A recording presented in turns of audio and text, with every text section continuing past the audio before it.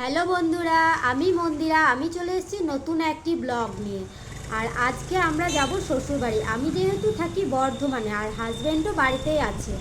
আর তার শ্বশুরবাড়ি ওখানে, শ্বশুরবাড়ির গ্রামে একটা অনুষ্ঠান আছে, আর তার জন্য আমরা চলে যাচ্ছি দুজনে। আর মেয়ে তো এখন আমাদের কাছে নেই, মেয়ে তো মায়ের কাছে আছে আর আমার বাপের বাড়িতে।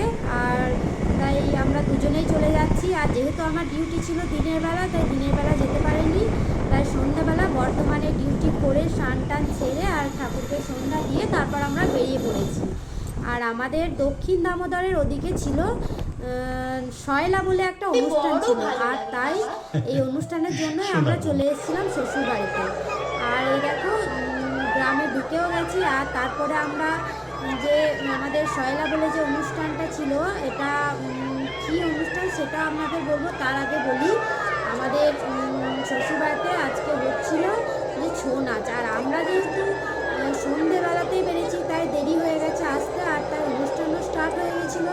তাই আমরা বাড়িতে আর বসিনি বেশিক্ষণ, বাড়িতে এসেই একটু খাওয়া দাওয়া করে আমরা চলে এসেছিলাম অনুষ্ঠান দেখতে। আর সত্যি বলতে যে এই অনুষ্ঠান ছৌ নাচটা হচ্ছিল, এত ভালো হচ্ছিল কি বলবো বন্ধুরা, দারুণ সুন্দর হয়েছে। আর এই যে দেখতে পাচ্ছ ছৌ নাচের মানে এইগুলো সব ছৌ নাচের এক একটা করে পার্ট। এটা যেমন রামপ্রসাদ আর মা কালীকে যে স্মরণ করছেন, আর ভূত প্রেতরা তো মা কালীর শরণাগত হয়। আর যখনই রামপ্রসাদ মা কালীকে ডাকছেন, তখন ভূত প্রেত চলে যাচ্ছেন। এইসব নিয়েই এই দেখাচ্ছিল, মানে পুরাণের কিছু সময় দেখাচ্ছিল। আর এই যে এখানে রামপ্রসাদের প্রথম মানে রামপ্রসাদেরই একটা ঘটনা দেখাচ্ছিল। আর এই যে এখানে রামপ্রসাদ যখন তার বাড়ি থেকে কৃষ্ণনগর যাওয়ার পথে, কৃষ্ণনগরের রাজার শরীর খারাপ হয়েছিল, আর রামপ্রসাদকে ডেকে পাঠিয়েছিল, দেখতে চেয়েছিল। আর তার জন্যই রামপ্রসাদ একা একা যাচ্ছিল। তখনকার দিনে তো হেঁটে যাওয়ার রাস্তা, অনেক দূরের রাস্তা। তাই রামপ্রসাদ যখন যাচ্ছিল, রাত্রিবেলা হয়েছিল আর বন জঙ্গল ছিল। আর তাই এই যে ডাকাতের, আগেকার দিনে যেমন ডাকাতের দল রামপ্রসাদকে ধরেছিল আর ওকে বলি দেওয়ার চেষ্টা, এইসব নিয়েই গল্পটা হচ্ছিল।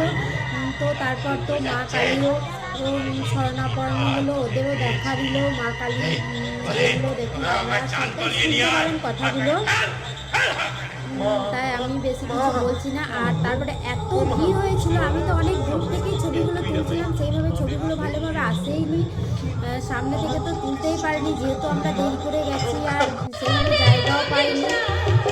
তা সত্যি বলবো যে আমাদের দক্ষিণ দামোদর, মানে আমার শ্বশুরবাড়ি হচ্ছে শরণগা, আর শরণগার এদিকে এত ভালো অনুষ্ঠান হচ্ছিল। তারপরে আবার একটা পার্ট হচ্ছে, এটা হচ্ছে মহিষাসুর একটা পার্ট, মানে ছৌ নাচের অনেকগুলো পার্ট দেখায়। আর আমি প্রথমবার এই ছৌ নাচ দেখলে আমার তো খুবই ভালো লেগেছে। আর তোমাদের তো আমি বলছিলাম যে দেখো, হ্যাঁ, আর এটা বলি যে এটা হচ্ছে মহিষাসুর যে পার্টটা হচ্ছিল, এটা হচ্ছে মহিষাসুর অমরত্ব লাভের জন্য ব্রহ্মাকে স্মরণ করছিল, সেটাই দেখাচ্ছে। আর দেখো, আর শয়লার ব্যাপারটা যেটা বলি, শয়লার ব্যাপারটা কিন্তু এর আগে আমিও জানতাম না, এই প্রথমবার আমি জানলাম। কিন্তু দিনের বেলায় যে অনুষ্ঠানটা হয় সেটা তো আমি দেখতে পাইনি। যাই হোক, রাতের অনুষ্ঠানগুলো ডিউটি করে এসে তারপর আমি গিয়ে দেখেছি, আমার তো খুবই ভালো লেগেছে। আর গ্রামটাও খুব সুন্দরভাবে সেজে উঠেছিল, যেহেতু 12 বছর পর পর এই অনুষ্ঠানটা হয়।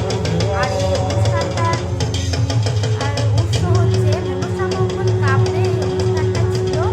আর এই অনুষ্ঠানটা কিন্তু এই দামোদরের এপারের লোকেরাই জানবে। আর তাই দামোদরের এপারেই তো এই অনুষ্ঠানটা হয়, শয়লা বলে অনুষ্ঠানটা 12 বছর পর পর হয়ে থাকে। এটা হচ্ছে বন্ধুত্বের অটুট বন্ধনের জন্য এই অনুষ্ঠানটা করে থাকে। আর এই দেখো মহিষাসুর মর্দিনীর যে পাঠ, এখানে আমরা তো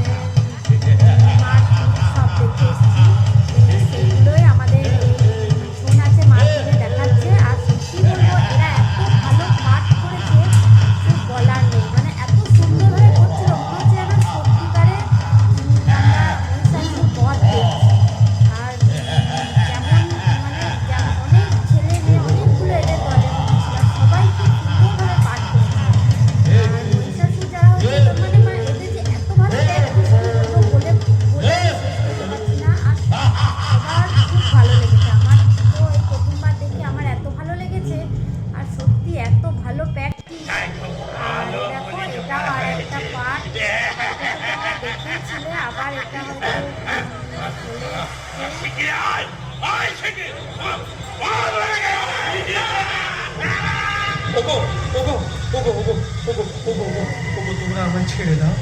আমি যে মৃত্যু পথযাত্রীকে কথা দিয়েছি তার কাছে যাব, আমার কাছে কিছুই নেই গো।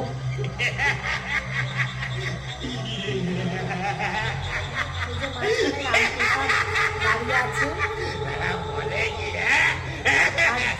আর মানে যে বলছিল কথাগুলো আর যারা মানে কথাগুলো বলছিল মাইকে করে তারাও খুব সুন্দর করেছে, গানগুলো করেছে খুব সুন্দর। সত্যি একটা অমায়িক অনুষ্ঠান। আর দেখো আমাদের যে শ্বশুরবাড়ি গোটা গ্রামে ভালো লাগছিল।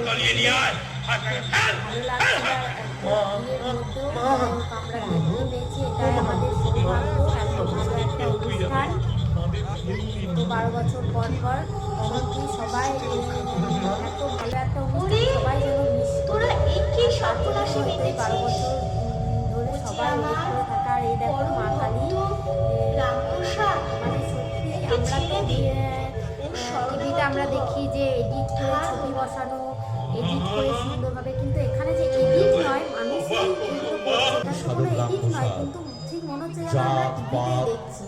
এত সুন্দরভাবে এরা পরিবেশন করেছে। প্রত্যেক মানুষের দুয়ারে দুয়ারে গিয়ে ধর্মের উন্মোচন করতে লাগলো। দেখো কালজয়ী সাধক রাম প্রসাদ। আমার এই ভিডিওতে তো অনেকেই আছে আমার শ্বশুরবাড়ির দিকে, তাদেরও নিশ্চয়ই অনেক ভালো লেগেছে। তাদের তো নিজেদের গ্রামের তাদের তো ভালো লাগবেই।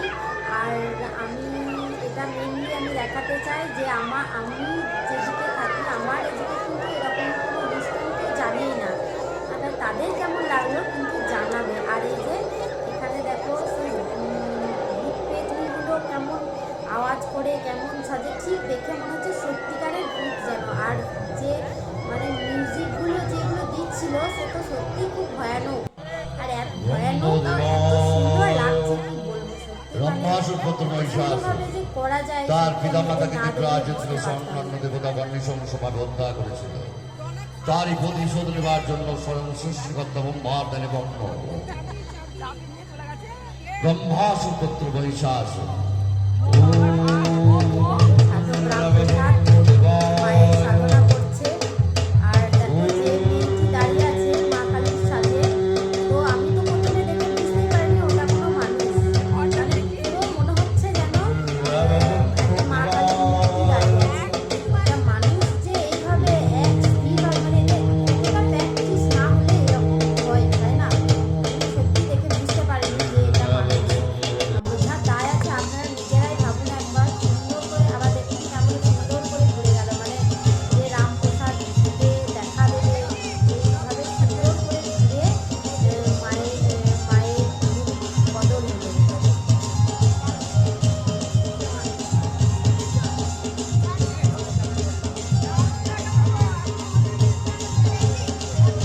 আর এই যে মিউজিকগুলো আর এই যে লাইটিংগুলো এত সুন্দরভাবে করছিল। আর এই যে এই মাইক মিউজিক লাইটিং সবটাই কিন্তু ওনারা নিজেরাই নিয়ে আসে। আর এদের কিন্তু চার্জ আমাদের যে জাতীয়তার যদি চাও পাঠ করলো আর ভারত মাতার জন্য একটা পাইছেন এত সুন্দর করতে পারো, এদের চার্জ খুব বেশি নয়। তারা আমাদের সবাই তো সেগুলো আপনার ছেলে সবার জন্য অনেক ভালো ব্যাটে হয়ে যায়, হয়তো আরও আর একটু দূরে ভয়ও নেই। মানে আর একটু হয়তো করছে বেশি কার কার ভালো লাগলো ভিডিওটা জানাবো। অনেক লোকজন থাকে একসঙ্গে ক্যাঙ্গাল ভোজন হচ্ছে। আজকে খাওয়ার জন্য বর নিমন্ত্রণ করেছে। ক্যাঙ্গাল ভোজন এই তো সবথেকে বড় ক্যাঙ্গাল। গ্রামের দুদিন ছিল আর কিন্তু এদিকে দেখছে ক্যাঙ্গাল কিন্তু খাবে বেশি এই ছেলেটা তার জন্য প্রচুর খায়। এই দেখো হচ্ছে ওর হাসি দেখে যা শুনে যে যার সঙ্গে থাকে রূপদার মুখগুলো দেখো তো ভাত দেখাবো মেসে থাকে বর্ধমানে, যা ওই ভাত, মেসেতেই বিড়ালগুলো ডিমগুলো থাকে। আর ও তো মাঝে মাঝে ওর রূপদার মেসে যায়, তাই ওদের সঙ্গে একটু ভালোই রিলেশন হয়ে গেছে। আর তাই ওদের সবাইকে এ বেশি খাবে, এমন হচ্ছে মাংস বেশি খাবে তাই ভাত কম নিয়েছে। গ্রামেরই বলুন ওদের খুব ভালো গোপেটা করে খাচ্ছে খাচ্ছে। এ তো দাঁতগুলো সাদা সাদা গেছে, মুখটা তোল। দুটো দিন তো আমি এই শ্বশুরবাড়ি থেকে জেরির মতো দুটো একদম ছিলাম, যে শেষের যে ছেলেটি ছিল ওটি ছিল ইয়ে করে দেবে, গান দিয়ে দেবে তো। আমি আসছিলাম সকালবেলা ডিউটিতে আর ও, সন্ধ্যাবেলা voice over। নিয়ে যাচ্ছিল। আর এই যে আমার ভয়েসটা মিউট করে দিয়ে এলাম। হাজবেন্ড এখানে দাঁড়িয়ে আছে আর আমি তো সব কিছু রেডি করে দিয়ে দিয়েছিলাম আর শাশুড়ি মা ভাতটা দিয়ে দিচ্ছিল। আর সঙ্গে